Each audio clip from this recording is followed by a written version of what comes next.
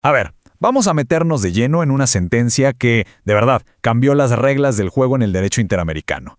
Una que tuvo que responder una pregunta casi imposible. ¿Cómo se repara lo irreparable? Hoy analizamos a fondo la fase de reparaciones del caso Godínez Cruz contra Honduras, un fallo que, créanme, definió el concepto de justa reparación para siempre. Bueno, todo arranca con la sentencia de fondo de 1989. Para ese momento, la Corte ya había dictado su veredicto. El Estado de Honduras era responsable. Pero claro, una vez establecida la culpa, se abrió el capítulo más difícil y, jurídicamente, el más fascinante. ¿Y ahora qué? ¿Cómo se repara semejante daño? Y esa es precisamente la pregunta del millón que tenía enfrente la Corte. Esto no se trataba nada más de sacar la chequera. Era un reto legal, sí, pero también filosófico. ¿Qué acciones, qué montos, qué gestos pueden siquiera empezar a compensar la ausencia de una persona y el dolor de su familia? Lo que siguió fue literal un choque de trenes. En la sala del tribunal colisionaron dos visiones de la justicia totalmente opuestas, casi irreconciliables, la de la familia y la Comisión Interamericana por un lado y la del Estado hondureño por el otro. Fíjense en el abismo que había entre las dos posturas. Era enorme. La familia, lógicamente, pedía una reparación integral. Querían verdad, querían justicia, querían memoria y, claro, una compensación económica justa. Honduras, en cambio, salió con una oferta basada en su ley de pensiones, como si una desaparición forzada fuera un accidente de trabajo. La diferencia de enfoque era, pues, monumental. Y para que quede claro, esta cita es textual del argumento del Estado. Para Honduras, su deber era pagar y punto, limitado además por sus leyes. Sostenían que investigar o sancionar a los culpables era otro tema, que no tenía nada que ver con la reparación. Una visión, como ven, sumamente restrictiva. Ante este callejón sin salida, la Corte no se inclinó por un lado o por el otro. Hizo lo que tenía que hacer. Elevó la discusión. Dejó de lado las leyes locales, se aplicó el marco jurídico que está por encima de todo, los principios del derecho internacional. Y aquí entra el concepto clave, la piedra angular de todo, restitutio in integrum. Y no es solo un latinajo para sonar elegante. Significa restitución íntegra. La idea es que la reparación debe, hasta donde sea humanamente posible, borrar todas las consecuencias del acto ilegal, volviendo las cosas al estado en que estarían si nada hubiera pasado. Esto, por supuesto, incluye tanto los daños materiales como los inmateriales. Y aquí está el momento decisivo, el párrafo 29 de la sentencia. La Corte es tajante, no deja lugar a dudas. Su decisión se va a basar en la Convención Americana y en el derecho internacional, no en las leyes de Honduras. Esto fue básicamente un golpe sobre la mesa. La Corte afirmó con toda claridad la supremacía del derecho internacional de los derechos humanos sobre cualquier ley nacional a la hora de reparar violaciones. Ahora, más allá del dinero, la Corte también se pronunció sobre otras cosas. Confirmó que la obligación de Honduras de investigar y sancionar a los responsables seguía ahí, intacta.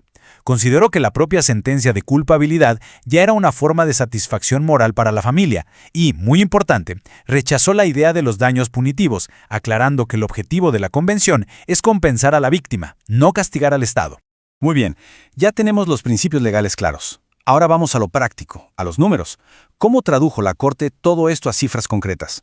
¿Cómo se le pone un precio a una vida perdida y al sufrimiento de una familia? Para el lucro cesante, la Corte no se sacó un número de la manga, para nada. Siguió un método muy lógico. Primero, tomaron el salario base de Saúl Godínez, 405 lempiras al mes. Después, proyectaron esos ingresos hasta la edad que le tocaba jubilarse.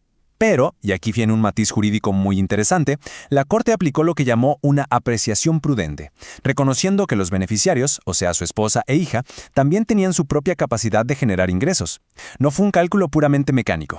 Y en cuanto al daño moral, que es quizá lo más difícil de cuantificar, la decisión no fue para nada arbitraria. Se basó sólidamente en pruebas. La Corte escuchó a un perito psiquiatra que evaluó a la familia y describió con detalle los síntomas de angustia, de depresión y el trauma que sufrieron como consecuencia directa de la desaparición. O sea, el daño moral se probó, no se asumió nada más.